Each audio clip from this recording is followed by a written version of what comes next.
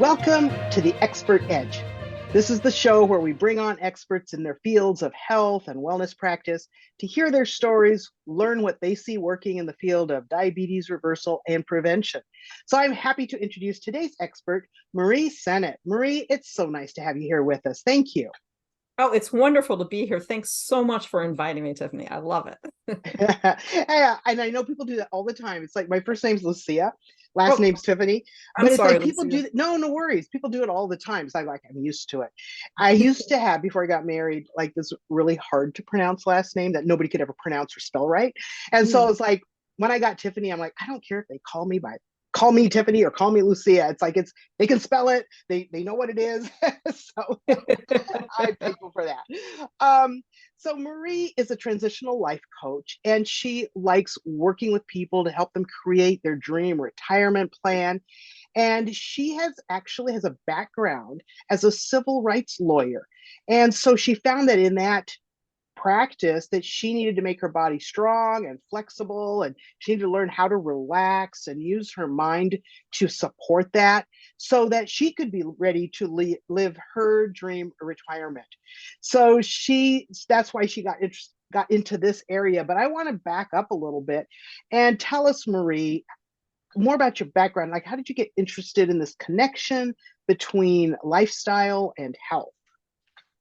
Well, what ended up happening was that I was this busy civil rights attorney. I was not taking time to take care of myself. My weight was going out of control. My hypertension that my father gave me genetically went up and went crazy. I was not focused as the lawyer I needed to be. I was more reactive than I probably should have been, which did not help when judges got testy. And I was not a good spouse. I was Mm, cranky. And my dear sweet husband pulled me aside one day and he said, we have plans for a wonderful retirement filled with travel and adventure and taking classes and doing things.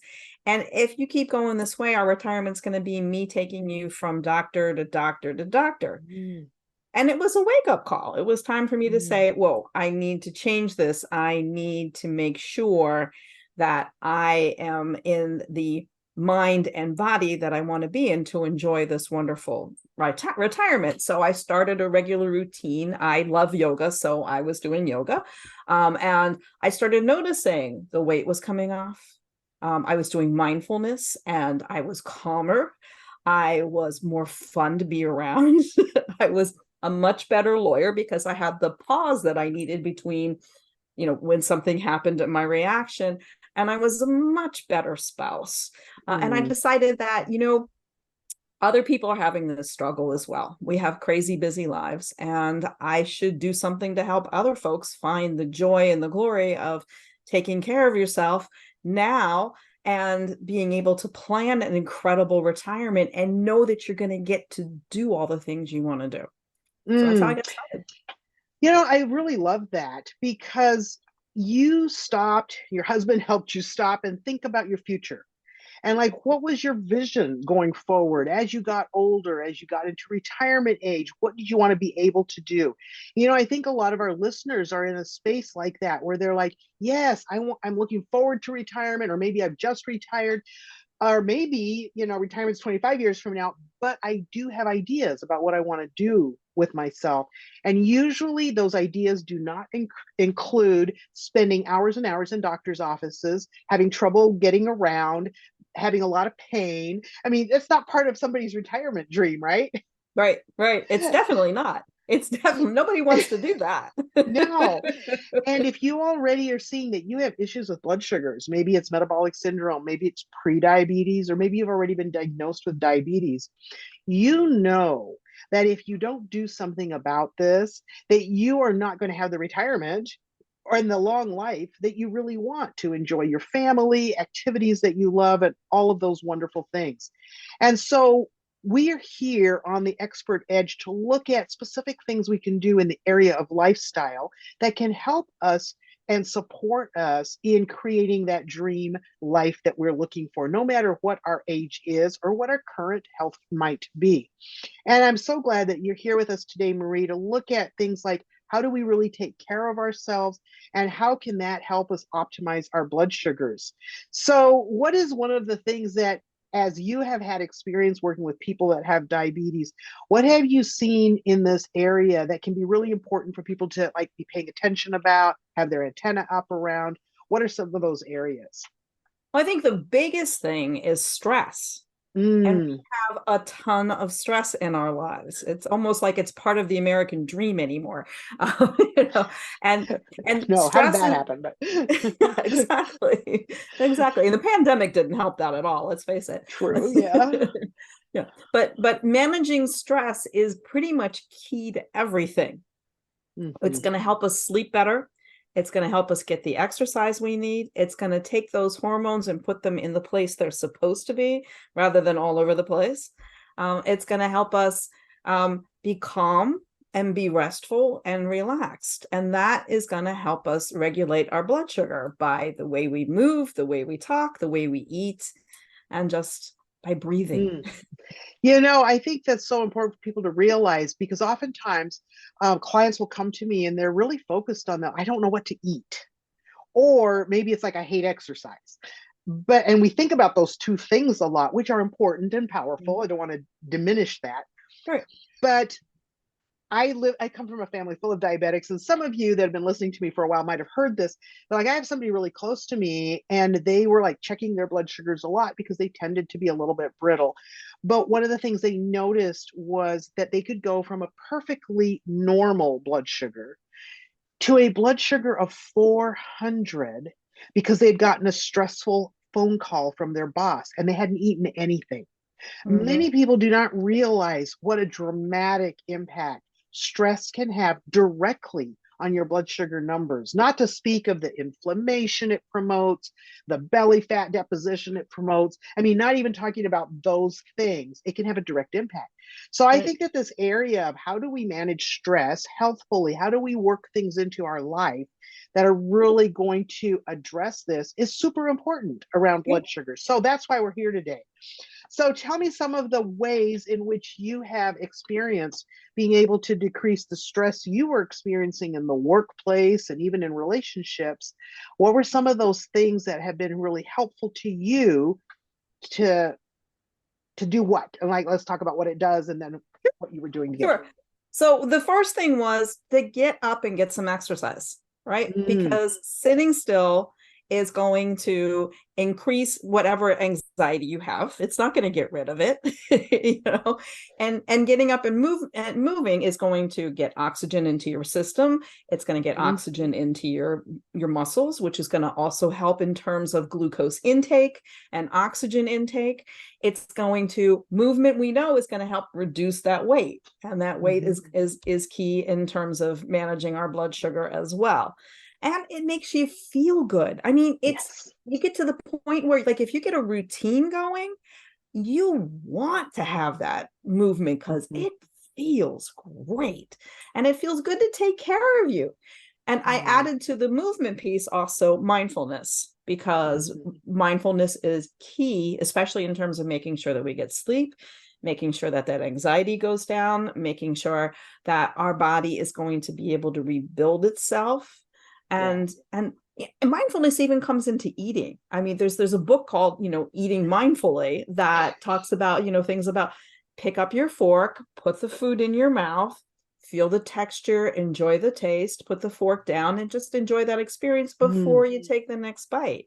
And the other thing that's doing is like you're having this incredible yeah. experience, but it's also letting your body work to let you know that it's full because you're not shoveling things in. You know, and I love the whole attitude of gratitude that that supports when you take time to actually notice your food. Like, how many of us have gotten into the bad habit of eating while we watch TV or eating while we're on our phones or like distracting ourselves from the actual eating process by being into all these other things, often electronic.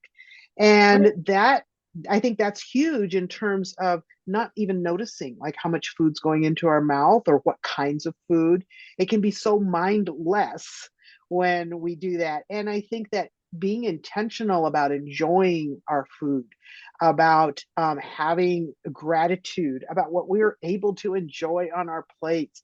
Those kind of emotional, psychological ways of processing around food intake can be so, so valuable and Yeah. really have a great impact on us. What are some of the ways in which you see these practices helping us physiologically? So in terms of the movement, Hormones especially, and yeah. yeah. So the movement is going to, as I said, increase our oxygen intake and help us control the glucose, but it's also going to make us stronger, more flexible, Mm-hmm. right? And take that cortisol and reduce it, Yes. And so what's because it's cortisol? What's cortisol? For those that cortisol aren't. is an incredibly wonderful hormone that we developed when we were hunter gatherers, so that when we heard something of danger, we could alert our bodies and be able to run.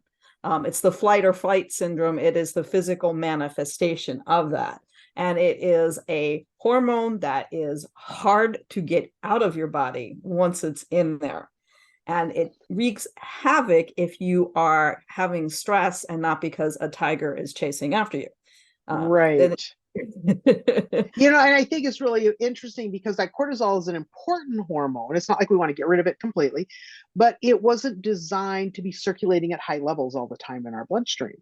It right, was only for emergencies, and emergencies aren't supposed to be happening all the time, right? right, And right. so that's huge. Right. And it's going to interfere with our sleep. And let's talk about sleep for Yeah, a minute. Sleep is sure. essential. And 7 to 9 hours of sleep, studies have been shown that adults, and I mean from 18 to 100, need 7 to 9 hours of sleep a day. And during sleep, our body is rebuilding. Our cells are rejuvenating, including, pancreatic cells. Our cell and we are calming ourselves down. We're controlling our breath. Our blood pressure goes down. Our heart is working a little less hard. Things are our mind is working a lot less hard.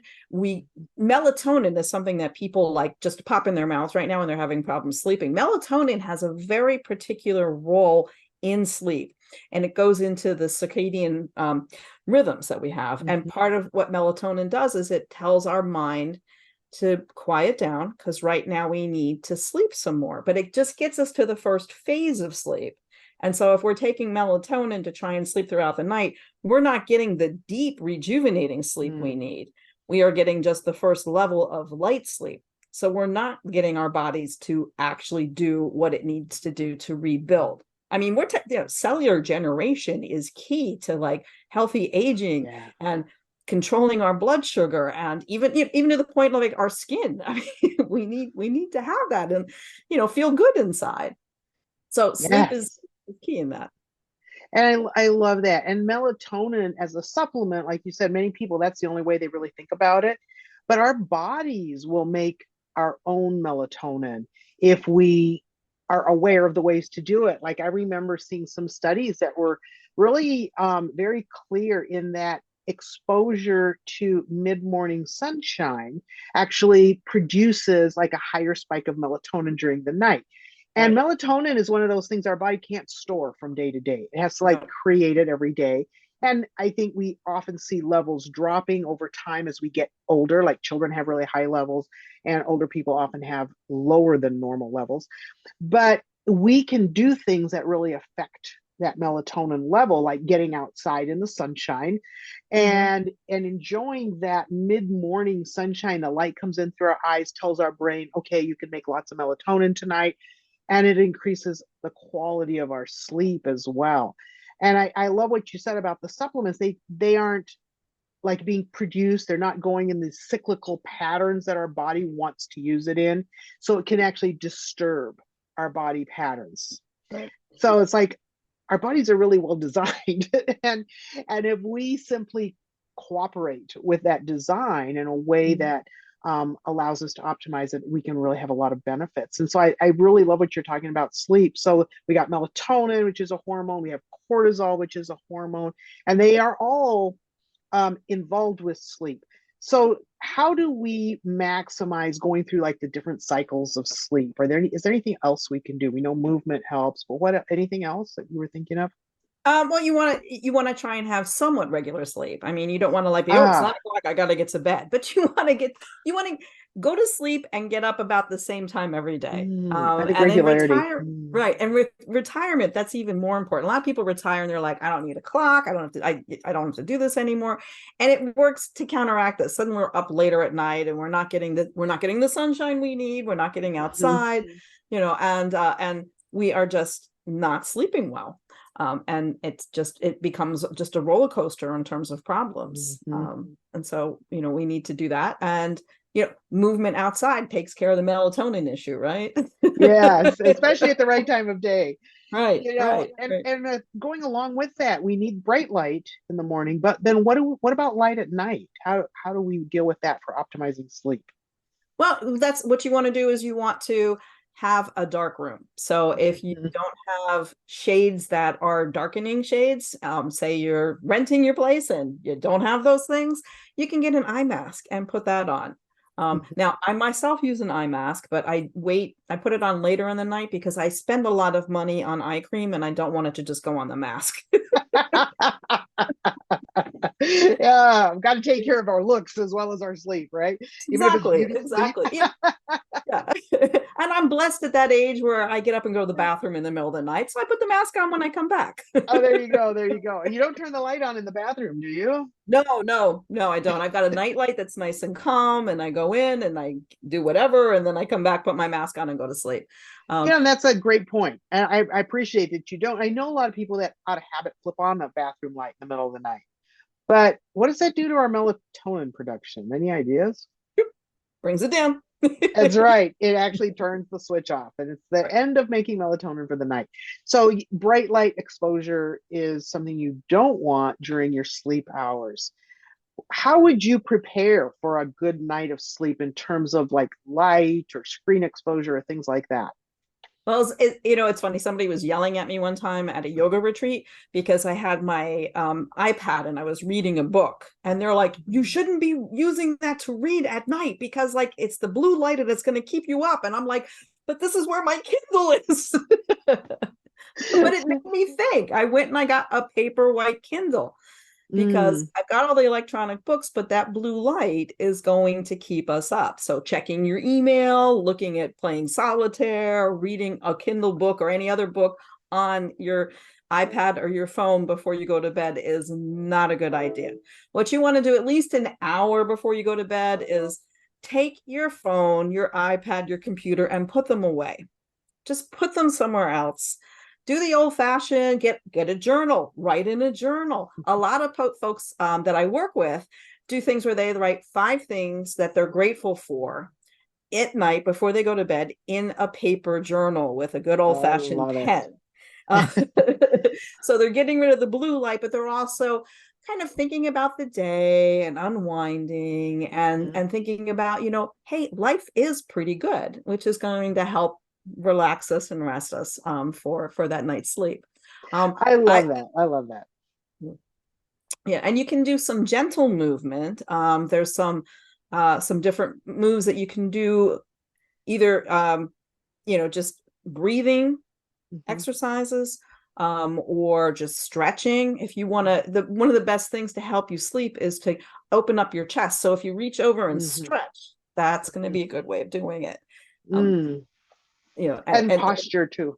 This right, reminds me. right. You want that nice neutral posture, not flinching over or sitting up. Yeah.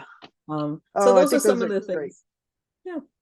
One of the things that I loved about iPads and Apple computers is that they have added a feature where you can change the light on the screen to a warm light, and you can Mhm. actually have it to automatically do that at sunset every day and Yeah. come back on sunrise. And I actually set all my electronics to that, my phone, my iPad, my computer, so that if I have to be on screen for something at night closer to bedtime, I am not getting that whole blue light from the screen. It's actually a very warm light and it's not going to disturb my sleep as much. I still don't think we should be on screens the minute before we drop into bed. It's just we No, need no. time for our brain to unwind and to really relax. And Right. And we don't want to be doing it first thing in the morning either. Like I talk with people about setting up a routine so that they mm, can take care of themselves. Self-care with mm, diabetes is incredibly important. It's important no matter what. But, mm-hmm. there's a study that was shown that in 2022, those of us in the US picked up our phones on average 344 times a day. That's not even reading the stuff. That's just picking it up. That's crazy. Yeah, it's insane. And so what I tell folks when they're trying to figure out a routine, it's like, okay, so if you want a morning routine, which most of us like to do, start our day having some Mm-hmm. sort of movement and mindfulness, then I'm like, leave the phone alone. There is nothing that you need to look at. It doesn't matter what someone said on Facebook. It doesn't matter if the world has actually come to an end overnight. You'll find out after you take care of yourself. I love that. I love that. And so morning routines, I think, are really important in kicking a day off correctly. And so you talk about having the same kind of routine you do from morning to morning. Any other kinds of routines that can help us to pay attention to what our bodies are needing, self-care? Well, I think looking at what I suggest people do actually is write down everything that you're doing in a week, whether you're retired, whether you're working or whatever, and just kind of get a feel for what your week is looking like. And then, and a lot of times for a routine for self-care, the thing comes up as, well, I don't have time. And it's right. You don't have time. You need to make the time.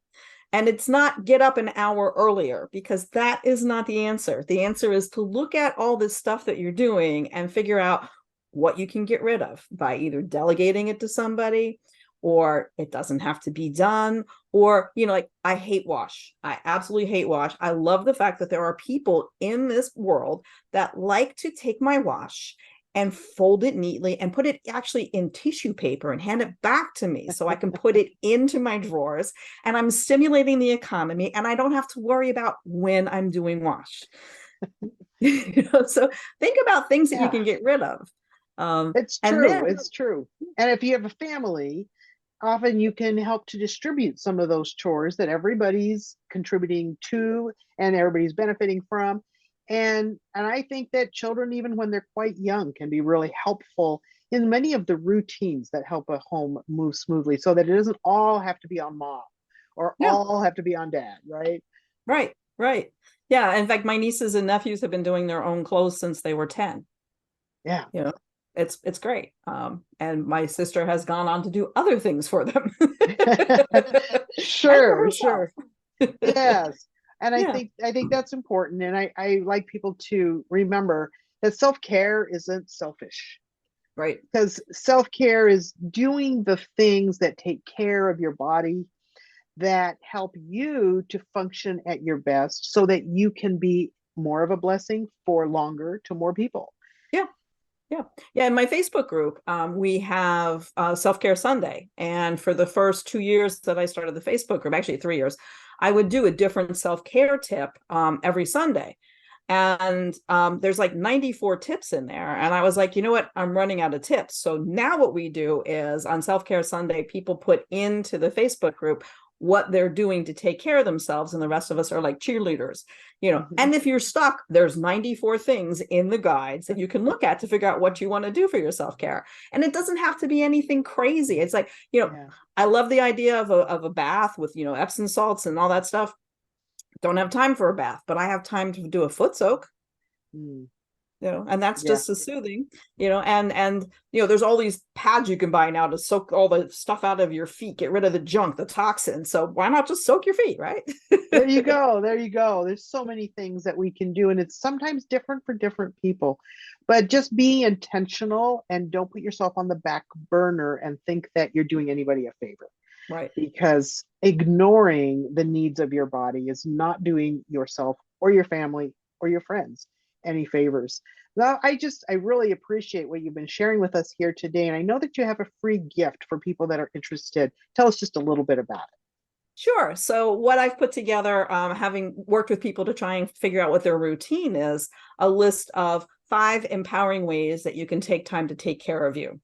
And Mm. it walks you through things like turn off the phone, realizing that it's got to be you. I can send my laundry out, but I can't send my body out. I got to take care of that. you know, Yeah, that's great. yeah. figuring Well, out that's what the good. time. Yeah. Go ahead. I'm Yeah, sorry. those are great tips. No, you're fine.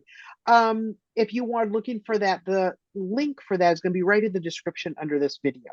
So you can just go down there to click on that and get that from Marie. So I just thank you so much for your generosity, Marie. Thank you for coming and sharing with us. I think these are great things that are going to be really helpful to people to think about and to start implementing. Pick one thing and start there. Right. I just want to encourage you that as you are on this journey to improving your health, optimizing your blood sugars, that these kinds of things, sleep and paying attention to how you take care of yourself, are very important.